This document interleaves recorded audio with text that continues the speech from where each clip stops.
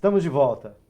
Hoje, o Melhor e Mais Justo discute formas de combater a epidemia de dengue no Brasil. Participam desse debate Andréa Marques Miranda, médica infectologista, e Sandro Corumba, coordenador de combate da dengue em Mauá. Para a dengue, ainda não há tratamento ou vacina que possa ser usada na prevenção. Mas há esforços de organismos internacionais aliados à Organização Mundial da Saúde para alterar essa perspectiva. Que ponto estamos desse caminho? O que está em andamento em termos de pesquisa, por exemplo, em relação a vacinas, alterar geneticamente o mosquito? Quais são as medidas para controle da população de mosquitos de um lado e, eventualmente, de uma vacina por outro? Andréa. Para o controle da dengue, em relação a medicações, como é um vírus, a gente não tem um tratamento específico. O grande esforço da ciência está sendo agora no desenvolvimento de vacinas.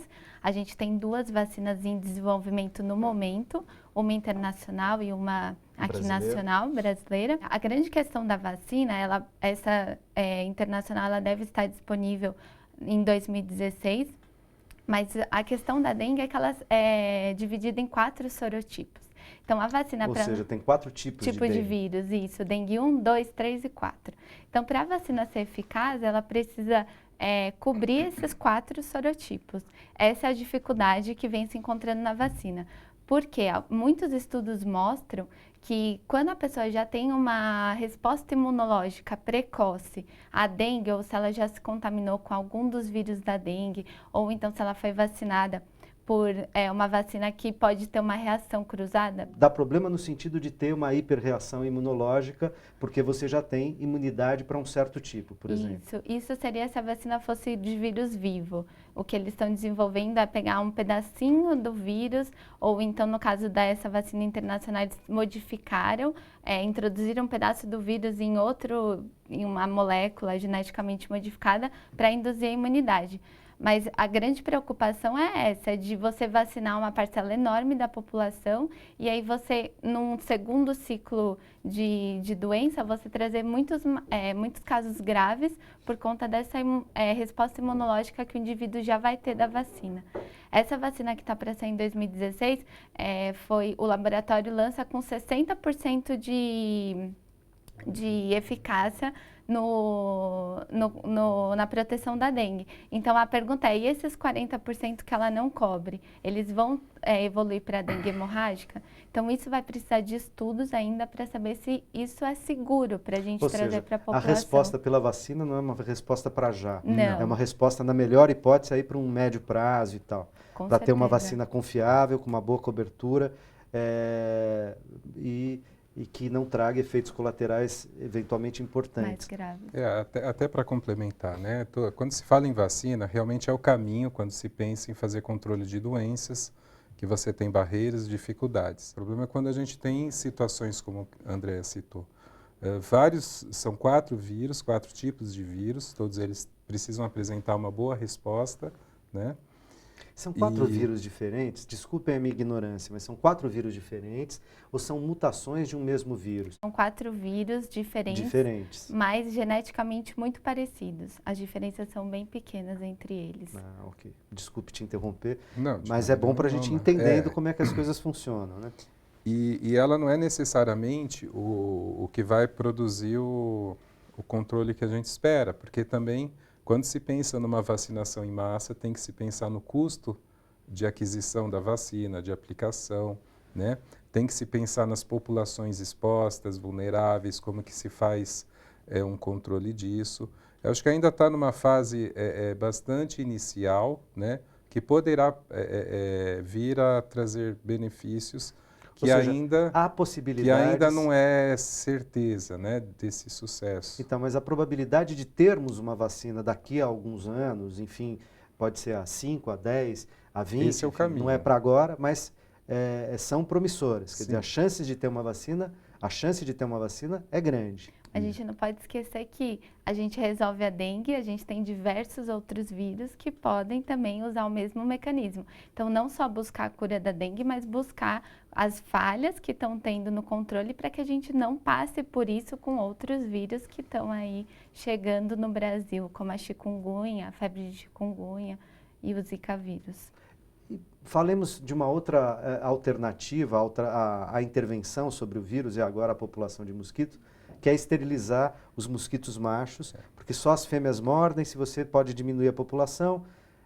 Como é que isso funciona e quais são os argumentos em favor desse tipo de saída e quais são as críticas? Essa é mais uma iniciativa que pode ser promissora e precisa se saber qual que é o comportamento dessa espécie modificada ao longo do tempo. E que efeitos vai produzir esse mosquito, naquele ecossistema, né? A princípio, ele gera ovos com gerações futuras que não se desenvolvem, elas não evoluem nas suas etapas de desenvolvimento. Então, ele mantém a sua dinâmica biológica normal, eles estão produzindo machos que são o que não pica, né? Então você não tem o risco desse macho picar pessoas, né? Trazer outros efeitos, mas ainda não existem. Eu acho que alguns municípios começaram a trabalhar com essa tecnologia. Estamos todos bastante curiosos e atentos, né, para os resultados. E eu acho que é importante que sejam, sim, acompanhados, né, avaliados. Temos experiências localizadas, né, a partir de empresas privadas que vão, evidentemente, mostrar os seus melhores resultados, né? Mas quando a gente transpõe isso para uma dimensão de uma esfera pública, né, com alcance nacional, você tem que pensar em vários elementos aí, tem que ter uma boa sustentação científica para poder ser feito esse investimento. Né? Sem dúvida. Né? Imagina você fazer um investimento mais massivo em algo que amanhã se comprova ruim, né? Inadequado. Então, a política pública precisa de indicadores, precisa de evidências fortes de que ela está tomando uma medida adequada. Né? Inclusive, os inseticidas que os municípios usam, né, nos serviços públicos para fazer os tratamentos, os controles larvicidas, são produtos, são insumos fornecidos pelo Ministério a partir de uma avaliação técnica, a partir de um estudo de resistência, a partir de uma série de elementos que validem, né, e autorizem o uso e a aplicação. Então, tem uma série de restrições que a gente precisa observar. Mas é válido, acho que todo experimento, toda pesquisa, todo caminho diferente do que se foi feito até agora é válido, porque a gente vê que o modelo do programa, como está colocado, da visita dos agentes e tudo mais, ele proporciona um controle, mas é às custas de um grande esforço, um grande desempenho. Doutor André, você acha que nos últimos anos, a gente aqui no estado de São Paulo, acho que vale para, se for o caso, valerá para outros estados e municípios, mas aqui no estado de São Paulo, você acha que a gente relaxou um pouco em termos de campanhas de prevenção contra a dengue? Quer dizer, chegando agora à população, ao que a população precisa fazer para evitar o crescimento da população de mosquitos, que passa todos os anos na televisão, tapar a caixa d'água, tirar a água dos vasinhos, dos pratinhos, dos vasos de flor, colocar areia, limpar as calhas, pneus, etc., quem tem quintal. Ok. Agora, a gente falou pouco disso, a gente relaxou em termos de campanha nesse sentido, nas escolas, nos transportes públicos, no rádio, na TV.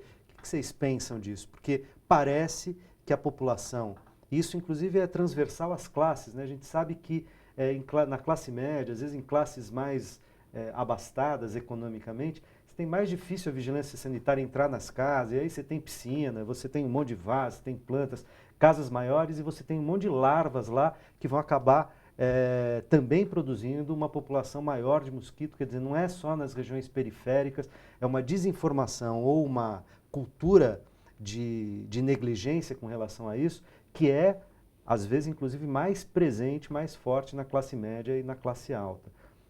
A gente relaxou em termos de prevenção? Eu acho que o erro foi na distribuição da informação para a população.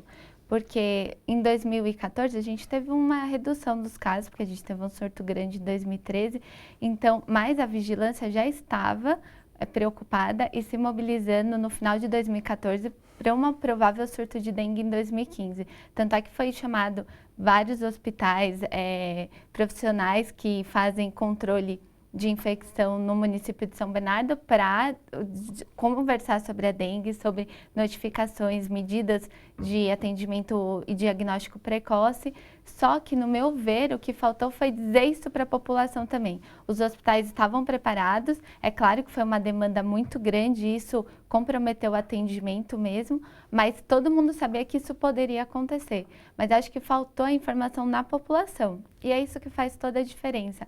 É orientar através de mídia, através das escolas. As crianças são as principais propagadoras de informação, porque ela ensina o pai, ensina o tio, todo mundo. Começa a gerar uma cultura para as próximas gerações, inclusive, né? Sandro. É onde a gente pode investir para mudar a mentalidade e ações concretas, né?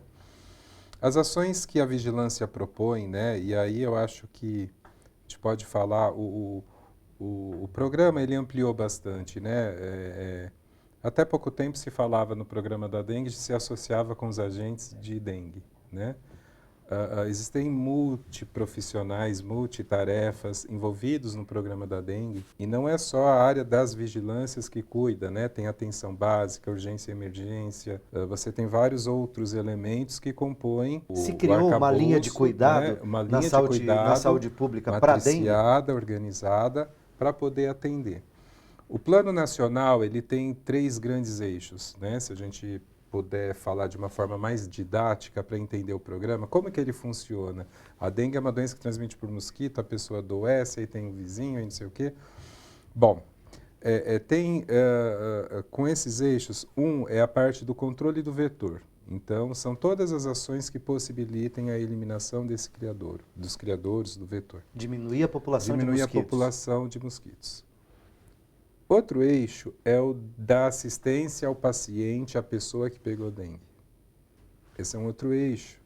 A gente pode falar, né, um pouco mais sobre isso, que ele é bastante importante para evitar o óbito, né?